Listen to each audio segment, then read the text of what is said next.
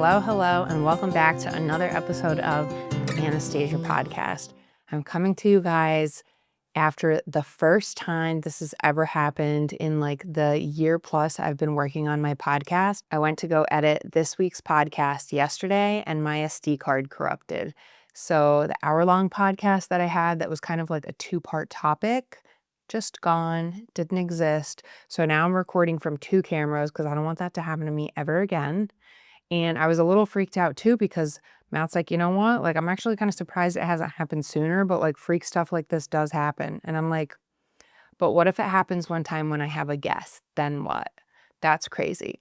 So the podcast that I recorded last week, because I'm still trying to maintain my flow of recording a podcast at least once a week. So I'm exercising the continuous habit of recording. Like even right now, I don't want to say I don't want to record a podcast. I'm just super pregnant and I don't want to say I'm not in the mood, but like if you just don't keep up with it, it's just very easy to be like, I don't want to do it. So the topics were babysitters, nannies, and au pairs. And then another like subtopic I did was grieving disappointment.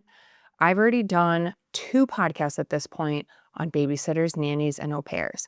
And I guess third time's a charm because I'm going to try to dive into that. I just was trying to dive into the grieving disappointment and I feel like I was like all over the place because I don't have all the energy here. So maybe I'll save that for a future week or we'll see whatever topic comes up. But this week I want to talk about babysitters, nannies, and au pairs because I think in the world of motherhood and parenthood, we are so misled by what we see online. And I don't think that it's necessarily intentional. I just think that's how it kind of happens.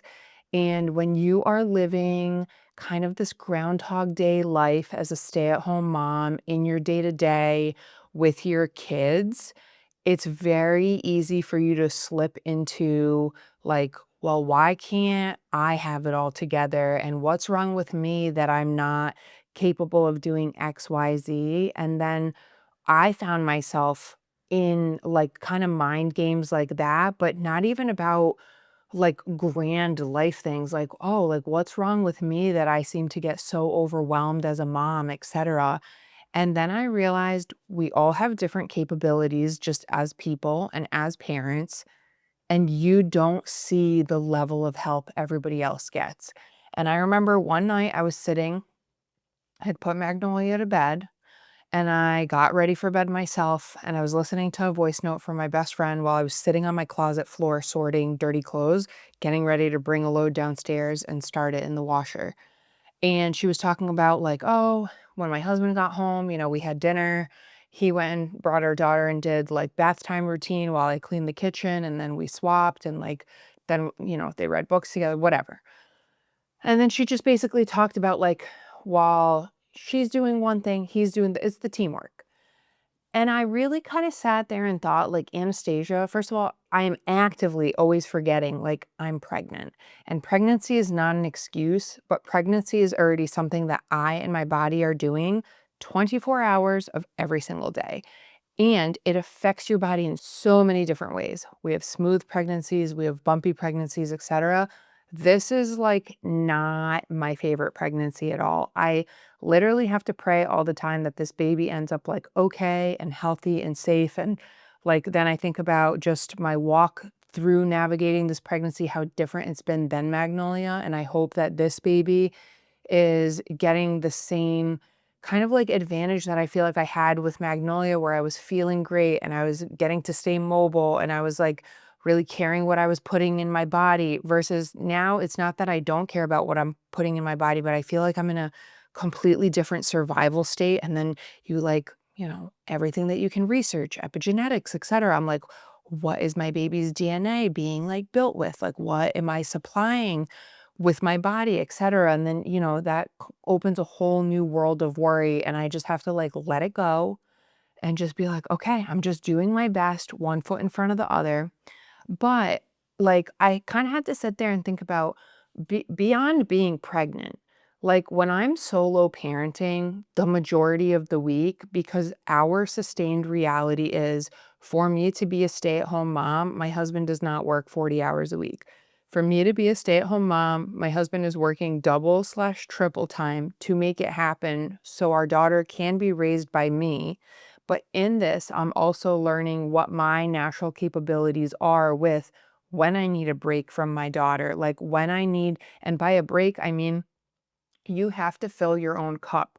We just got out of another crazy week, 2 weeks actually, where Matt was doing a Costa Cabin project, and I felt like this was his kind of realization project where, like, I had this with all the stuff I was kind of finishing up with the salon, where it's like the desire to do all this is there, but everything in my life is telling me it's not the time. Like, it's just not the season of my life where I can do both because growing our family, getting pregnant, having babies, being like there every day with a 1-year-old, helping her learn, helping her develop, etc. Like it's just not the time where I can do both. Maybe as Magnolia gets older, as the other kids get older, etc. Of course, it's going to segue into like you have a little bit more time, you find a little bit of a different balance, etc. But I think for Matt, this was his kind of closing of a chapter of realizing not only does he work like already full time, but to move a project along where you wake up every day and your priority is, I want to move this project along, I want to do a good job, etc. But then you're balancing it around the homeowner schedules, when they're home, when they're out. Like there's so many things. It was so much more than Matt just going somewhere to do a project. It took away from family time, all of these things. And yes, it's still a job, like, but I think it was just another highlighted thing for Matt where he was like, okay, it's just not our season to spread ourselves this thin. So in that, for about 2 weeks, if Matt was not at work, he was at our client's house. So that translated into mom was solo parenting. And when he was home, he was absolutely helping, but this guy is already pulling physically demanding 10, 12 plus hour days. So, at some point you just have to call it and you have to rest. And ever since we had Magnolia, coincidentally, some of the hardest like periods that we've had to walk through in terms of Matt's schedule being grueling and Matt not being available, it's also when his parents go away. So then I don't have help in that way. And then for me, I don't realize how much I need help until it's too late and I've literally broken and I'm like, I can't do this. And then that sends me in a spiral. And then when you're overwhelmed as a parent, you're more prone to like being very reactive. Then you have so much guilt because your kids don't deserve that. And I'm like, she's one, like she doesn't deserve me being like overly stern or snappy, and it's just like it's just a kid being a kid, and then you're so hard on yourself because you're so disappointed in yourself, but then you're also not getting the relief of this is like you need to decompress and work back into yourself and whatever. So anyways, I downloaded this book the other week called How Not to Lose Your Shit on Your Kids, and I ended up researching like 8 parenting books, and then I listened to all of the samples of them and kind of waited for one to speak to me. And this one I've really liked so far. But from the samples of all of these books, it kind of is really similar information that they're just trying to convey to everyone. And it is like you as parents have to exercise like self-care, because when you are depleted, that is when like you're gonna lose your shit on your kids, and no one's immune to just cruising through parenthood and just never having an off moment or whatever. And a lot of the emphasis really is in you just need to find little ways to take care of yourself, whether it's like taking time to meditate, taking time to exercise, taking time to XYZ, whatever those therapeutic little periods of time are, those all make such a difference. And you're still going to have your human moments because kids are kids. But that's been like just something that was really good for me to sit with and give myself permission to know, like, I, in my capabilities in this season of life, etc., am realizing like I just need more help. When I was sitting there separating the laundry, feeling all kinds of defeated, exhausted, just like behind the ball, not taking care of myself while not taking care of like my house the way I want to, etc., I was kind of thinking like, well, how does everybody else do it? And then, had the silver lining moment of like, well, people have a team. I just constantly forget that other people's realities are different than mine because you live in your world. So, like, your world is kind of what you think about the most. And then I was kind of thinking about, like, right now, all the influencers that are like having their second kids at the same time. Like, I feel like there's kind of this big baby boom of like everybody in their 30s, like, you waited and now we're like all having kids, and we're doing these big life things together. It's so easy to look at little highlight reels from their life and feel like you're not doing enough and you don't have it as together as you wish you could because of how other people have it together.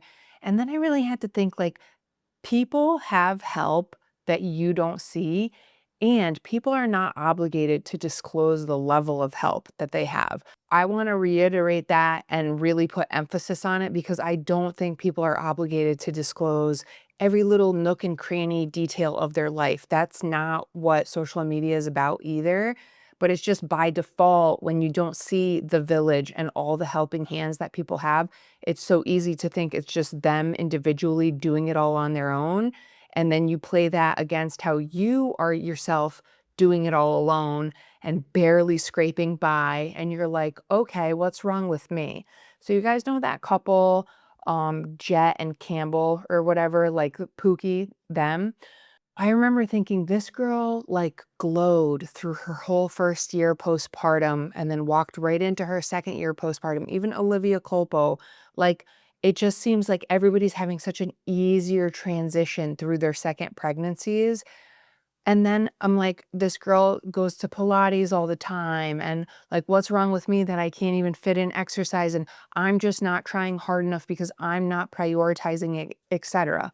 Yes, you can say that to a degree, but it's also a hell of a lot easier to maintain your own schedule and do self-care when you have big blocks of time daily that nannies come into the picture and babysitters come into the picture, and you have a night nurse 7 days a week taking care of your baby.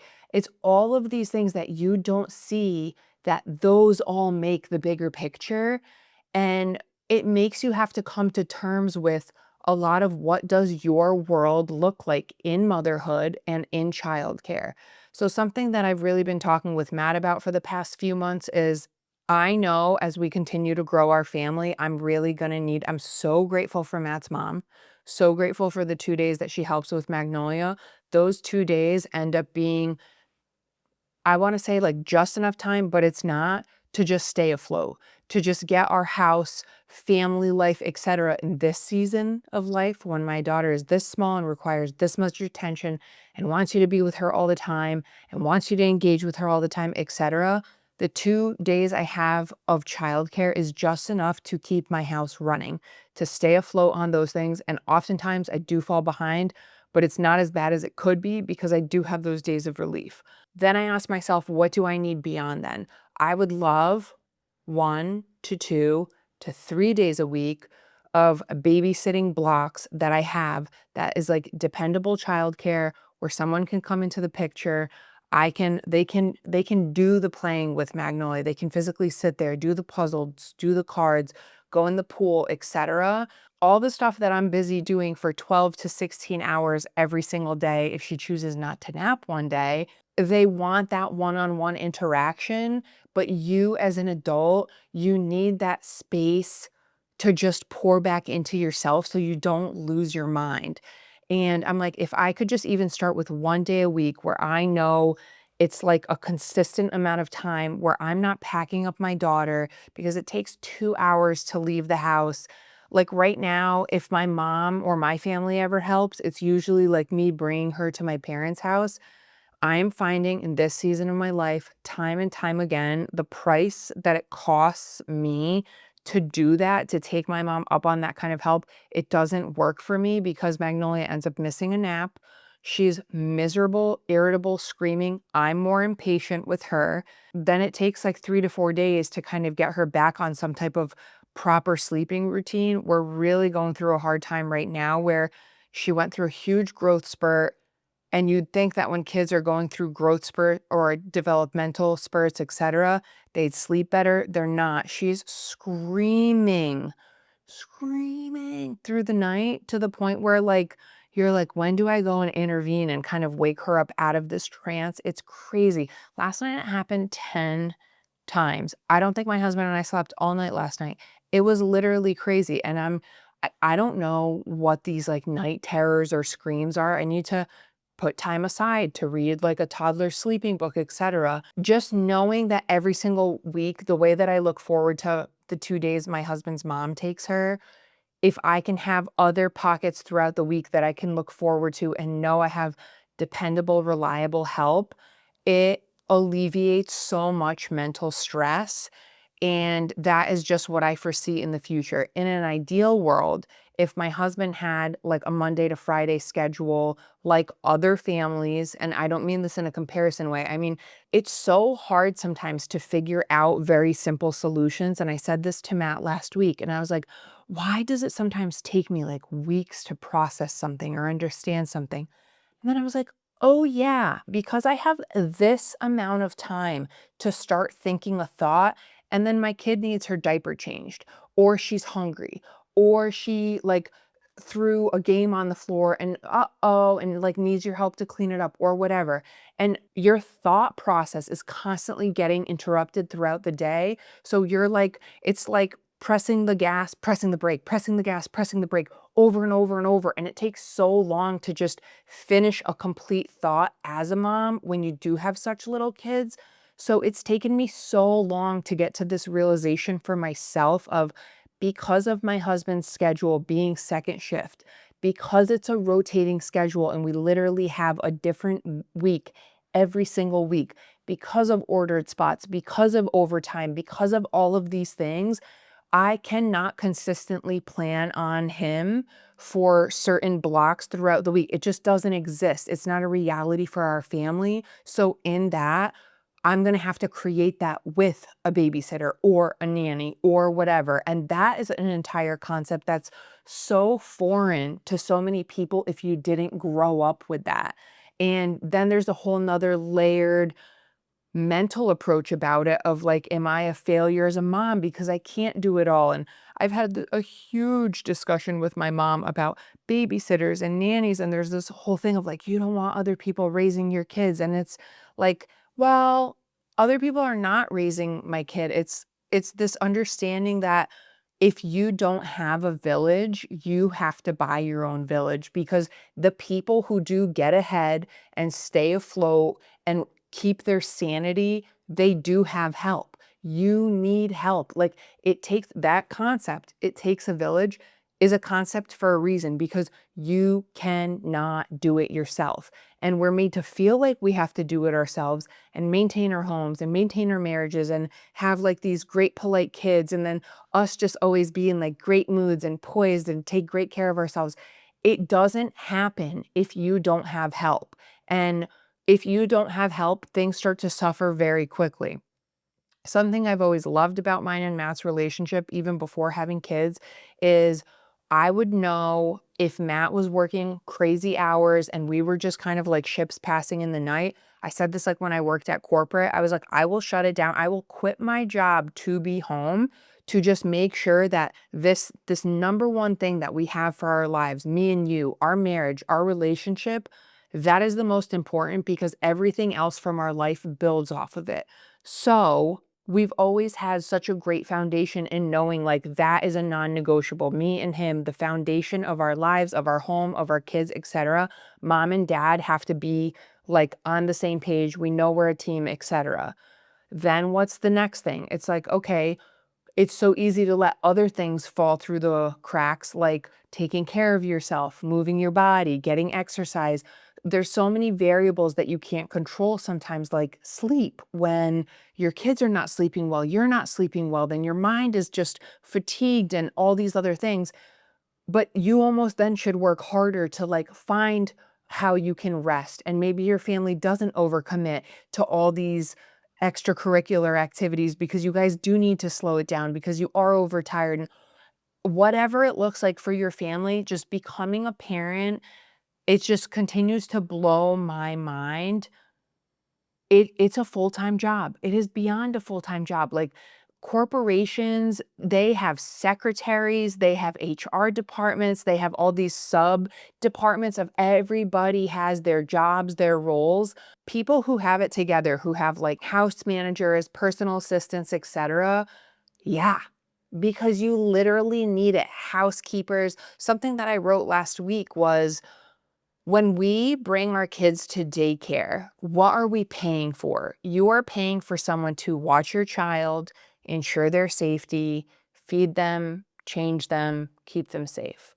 Why is it when we are stay-at-home moms, that entire job right there, that whole job description, we just like throw it out the window and we think like, well, I'm a stay-at-home mom, so I'm gonna do all of that, that's like an entire paid job. But also, I'm gonna be a chef, I'm gonna be a house cleaner, I'm gonna be a handyman, I'm gonna be XYZ. And then we're like shocked when we can't do it all. And then it's just this rolling, and probably because we're overtired. So again, you don't have the opportunity to have a completed thought, and you don't have the mental clarity to be like, oh, I can't do it all. And then it just kind of starts as like this whole avalanche. So I really was like thinking about people who have live-in help, like people who have au pairs. When Magnolia was like 2 weeks old, we went to Home Depot one evening, her, me, Matt, and the dog, and we bumped into this guy, and he talked about how his wife had a miscarriage with their first, but long story short, they have 5 kids now. We're like, 5 kids, and it was funny because we definitely parked next to him in the parking lot, and he was driving a G-Wagon because he was wearing some type of car, like, vest, and Matt was like, "This guy's totally into cars." And he was saying like, "Oh, yeah, like, when we started having kids, like, we were like, okay, what do we do? Like, how are we gonna do this?" And he's like, "It turns out au pairs are way cheaper than babysitters or nannies, like, way cheaper." And then he's like, "Seriously, if you guys end up, like, growing your family, like, check out au pairs." And, we talked about it, and I don't know how we would do something like that in this house where our house is already so small, like, there's not enough room for another adult to be living here. But that's always kind of stuck in the back of my mind where, like, you need more hands, and you have to accept the level of your reality. Are your parents still working? Are your siblings, like, do they have kids? Who in your village, in your like family proximity, is in a similar season? If nobody's in a similar season, none of my siblings have kids. I'm one of 5 and I'm the only one with kids. So by default, none of my siblings' brains are wired in the way that mine is, with understanding the day-to-day, the raising a kid, how much effort it takes. Stuff that sends me up the wall sideways is like on holidays when one of my siblings will call me and be like, "Where are you? Why is it taking you so long to get here?" I have to hang up the phone because I'm like, they just don't understand. It takes forever to get out of the house because you're packing up for this little person who needs a million things, and it's oftentimes just easier to stay home. Another shout out I want to say is like being in this season of life, having a difficult pregnancy, having a rambunctious 1.5-year-old. I am so grateful for what Matt has done at our house, because if Matt's not working, he's like at his job, he's working on something for our family, for the betterment of all of us, etc. And I had my girl cousins over last week for a shell painting party, and we like it was actually really like exciting because I got to like make charcuterie, I got to make dinner, I made 4 desserts. I was like, it was a lot of planning, but it was something that like made me connect with an old part of myself. I love hosting, I love taking care of people, and I huge shout out to my sister because the day of the party, I was feeling so much pressure in my lower back, like it was extremely hard to walk. She ended up rushing over, came over early so I could just like I finished putting on my makeup at 5:56 p.m. and everybody pulled in at 6 o'clock. And I was like, who shows up on time? But it was like, and I was also at the point where I was like, all right, if I end up not wearing makeup, it's my cousins, it's whatever. But after we like ate dinner and all chatted, we all kind of went outside to walk around. I showed them the trails that Matt made, and it was so sweet to just get to see everyone be like, wow, like this is such a great area. The sitting, there's so much to do, like the fire pit area, the outdoor shower, the pool, the hot tub, the outdoor kitchen. And I really sat and thought about it. And I'm like, you know what? Matt really made this all within the past 2 years. He's always had a vision and he's always been working on our yard. But what he's done at our house gives me the opportunity that I don't have to leave the house every day with my daughter just to go do something. We have so much to do outside, and we're only building on that. Like, our house, our yard is a sanctuary. I'm so grateful that despite all the hard, right? It's so easy to just, and I do this all the time of like, it's so hard because we have no room. It's so hard because I have no help. It's so hard because whatever. But I'm like, okay, what do I have? I'm like, I can just go right outside with her. The dog has a yard. He can go play. I'm not loading her up in the car, the dog up in the car, just to give the dog an opportunity to go on a walk or get outside. Same with her. And then it's like, if we need to rush in because we're this close to nap time, I'm not risking her falling asleep in the car every single time I'm like heading out, etc. I'm like, it's just, like, such a beautiful moment in life where you get to, like, remind yourself of a different perspective, and, like, I love moments like that because then I always end up being like, "You know what, God, like, thank you for that, like, realization in my life that things are." I don't wanna say, like, not as bad as they seem. Things are so much better than I remember to realize. So I just wanna say a huge shout out to Matt for that because it's just so nice to be able to be home and, like, love my home in those ways. And yeah, I really don't remember what else I wanted to mention. I'm sure I could just keep going forever, but I just wanted to say, it's a personal walk that everybody's gonna go through with their spouse when they start having kids to figure out what their capabilities are as parents, what type of help they're gonna need, like what type of help they're gonna trust, etc. And my number one wish just for all my mom friends out there is to not lose yourself in motherhood because it's so easy to do that. We need help, period. It's a statement as old as time. It takes a village, and it does take a village. Nowadays, everybody's village is going to look a little different because we don't live with our families. We don't live super close. Everybody's in different seasons. Everybody's waiting to have kids, etc. You need a village, and sometimes you're gonna have to pay for that village. So anyways, thank you guys so much for joining me today. I will catch you all next week. Bye.